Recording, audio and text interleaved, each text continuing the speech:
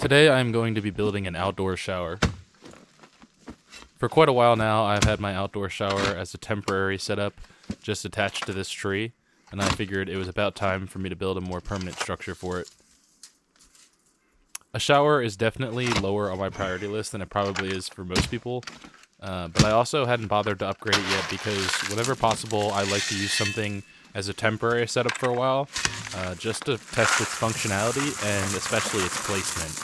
I wasn't really sure this is exactly where I wanted to have a shower, so I think it's a good idea to give something a trial period to see if you run into any issues before committing to a location, especially if you are going to be building anything very permanent.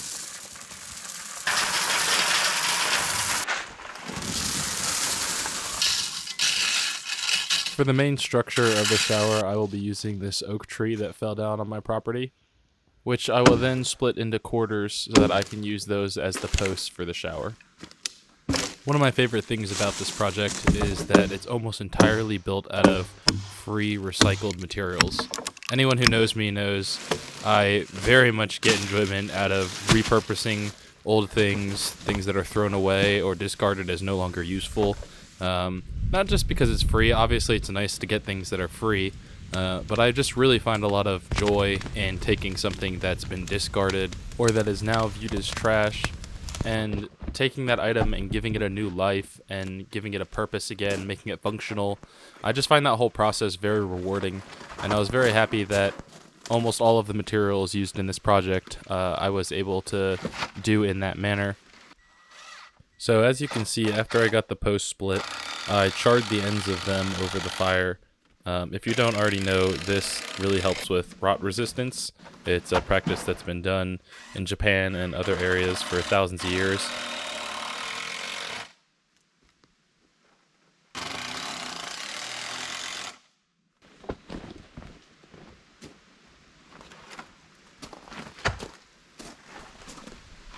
I temporarily attached these pallets to the posts just to hold them upright and in place for me.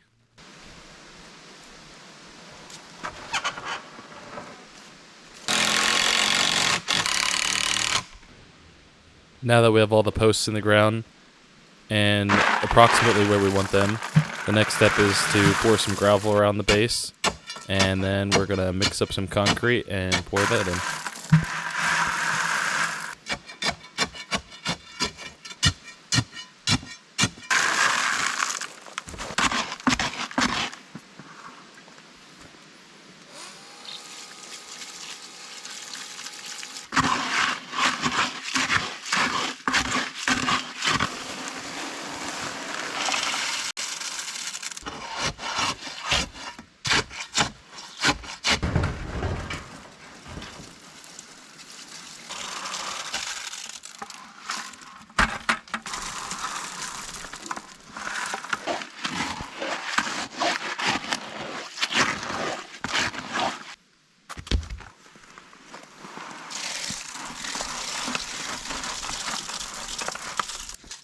Now that I've given the concrete a day or two to harden, it's time to knock off the top of these posts and figure out what kind of angle we want for our roof.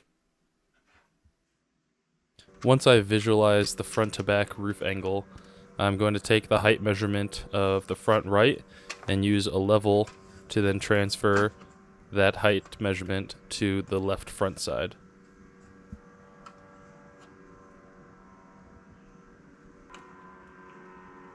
And now that we are relatively level, we are just going to chop off the tops.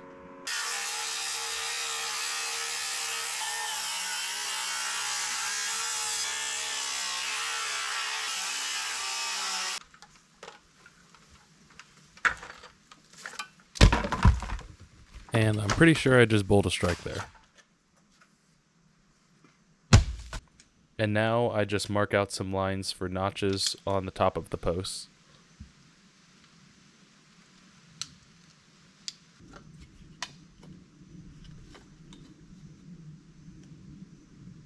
I switched to a chainsaw to cut the notches into these posts. As you originally saw, I used the circular saw to cut off the posts, and I thought that I would do the notches that way too, but after cutting those first two posts, I quickly realized that the chainsaw was going to be much easier for these notches. Using a chainsaw up above your chest like this is definitely not ideal, and also not ideal to use a chainsaw anywhere you don't have very sure footing. And I wish that I had the patience to have done all of this with a handsaw, but cutting through oak like that, it gets old pretty quick, so chainsaw it was. Now that we have our posts notched, we need a beam to go across those posts. And I'm just going to cut that roughly out of the top part of that same oak tree.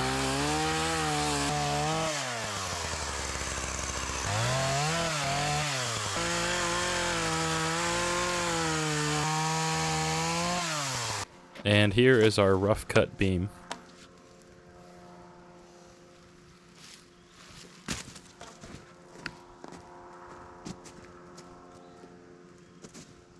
Cleaned up a little bit of the excess bark with a draw knife, and now we just need to mark out where we need to put our holes so we can timber frame up this beam onto those posts.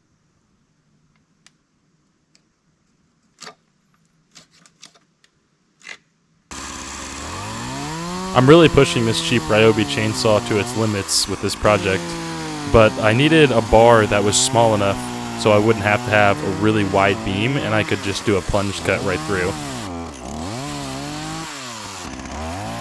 But it worked perfectly for this size beam, and I could just plunge cut right through without making any real adjustments. I tapered the edge a little bit so that it would have a tighter fit. Both the beam and the posts are going to be green wood, so they should shrink at about the same rate, but having a good snug fit is definitely what I was going for.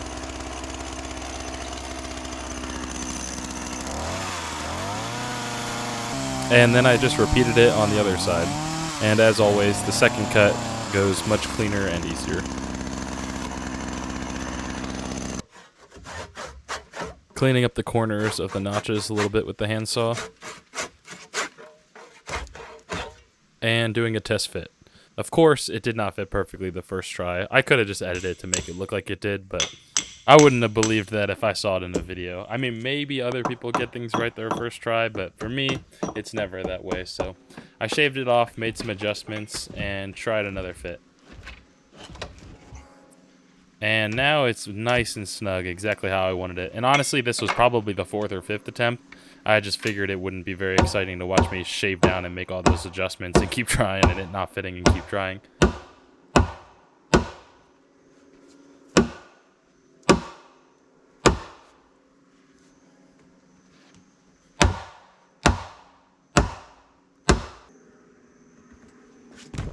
And there we go. Now we basically have a fancy archway. And now we move on to the back side, and we're just going to cut off the back post level. I know in that angle that really did not look level. I think just because the camera is tilted, but I swear that that was level. But now we are going to level again and mark for the notches on the back. Now I went back to using the circular saw because, as you'll see, for the back side I'm going to use dimensional lumber, and so I wanted the cut to be a little bit more precise than the chainsaw. For the back side I'm going to use this 2x4. It's a little bit larger than a 2x4. It comes off of a pallet, and it's actually oak as well.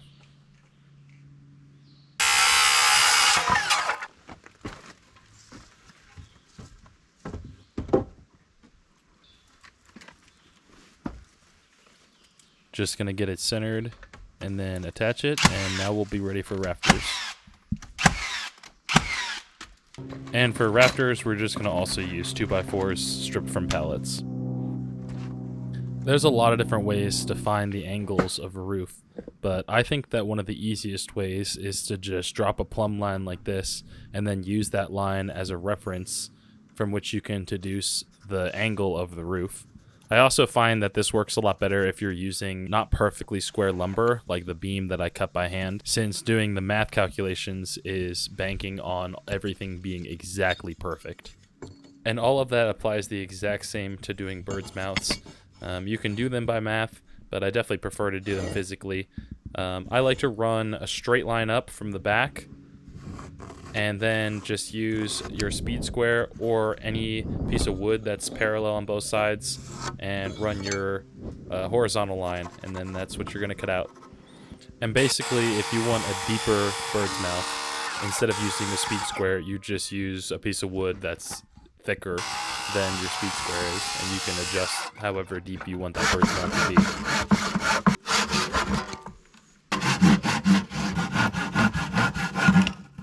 And I apologize for the very loud breathing here. I was holding the GoPro in my mouth. And there is our bird's mouth fit. Obviously, because our beam is not perfectly square, our bird's mouth is going to have those little gaps in the corners, but the flat part, the meat of the bird's mouth, is sitting on the flat part, and that's all that really matters.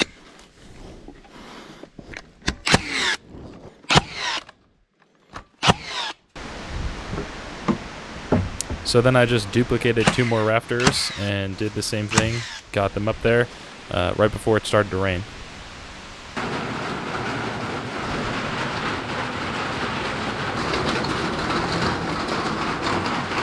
So for our purlins, I'm using, once again, some pallet wood, and we're just going to tack those on. Pretty simple process. To get our purlin spacing, we're just going to take our total distance and subtract the width of all of our boards added together, and then divide that by how many spaces we have, and that will get you your perfect spacing. Then we'll just mark that out and tack those purlins into place.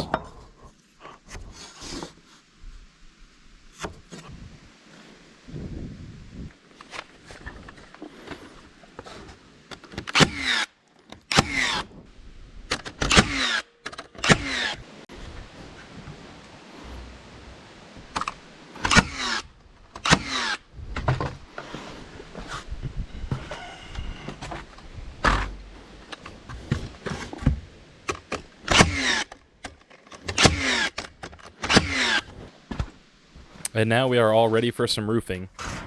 This roofing metal I salvaged from someone who was tearing down a bunch of mobile homes, and the mobile homes had a roof above the mobile home roof, and it was built out of this metal.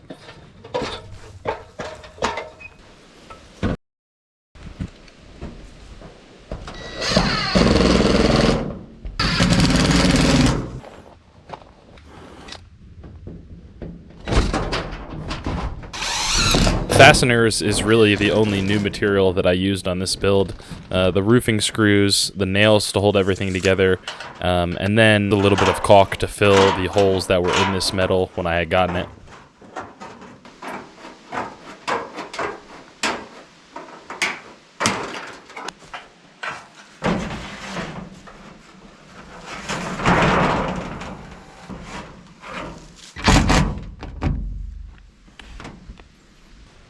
And there we are, the roof is all finished. Now I'm going to remove these pallets, go and give them a couple coats of stain, and then replace them more permanently. My biggest secret when it comes to stains and paints that I almost don't want to share with people is to go to your local paint store and ask them to look through their mist tints pile. A lot of the stores will give you their mist tints for free or extremely cheap.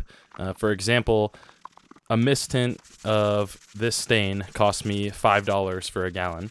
New, this stain costs $70 out of the store. Obviously, I don't really care exactly what tint of brown my shower comes out to be, and you can mix and match them and create your own colors anyway.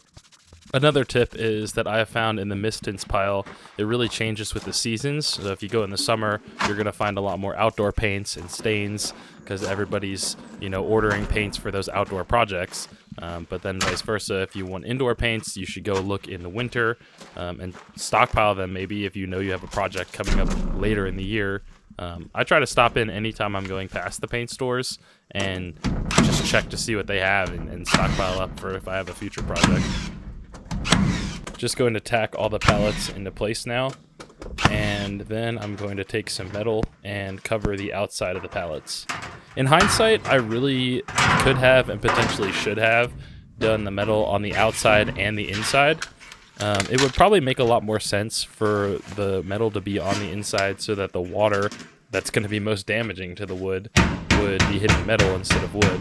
But for some reason in my head, and this happens a lot with projects, I see a project a certain way in my head, and then as soon as I see it that way, I stop thinking about, you know, modifying it or what would be better, and I just start building it. But in hindsight and watching this back, I think maybe I should have just done metal on both sides, inside and out, and it would have saved me a lot of time trying to paint in those nooks and crannies of a pallet. And maybe I still will add some in the future. Obviously, I can always do that after the fact, but for now, or at least for a little while, it will just be pallet that is painted on the inside. For these little counters, I thought that I had enough leftover wood from my porch to do both sides, but then of course I did one side and realized I didn't have any other ones for the other side. So I cut this board out of a pine tree that fell down. If you notice the weather looks a little bit later in the year, that's because we had a little hurricane come through, and that delayed my projects for quite a while. So this was a couple weeks after. Fall has now come through, the leaves are on the ground, but I finally got it wrapped up, got it painted, and yeah, it's finally finished, and it was quite a long, drawn-out project, but it's always nice to get it done. And I actually really like the way that countertop turned out, kind of having a live edge from the tree still. Kind of a nice little touch. The actual shower is just a propane hot water heater paired with a 12-volt pump. They're pretty cheap, and it's a pretty good outdoor setup. And if you made it this far in the video, thank you. I appreciate you watching, and I hope you have a good day.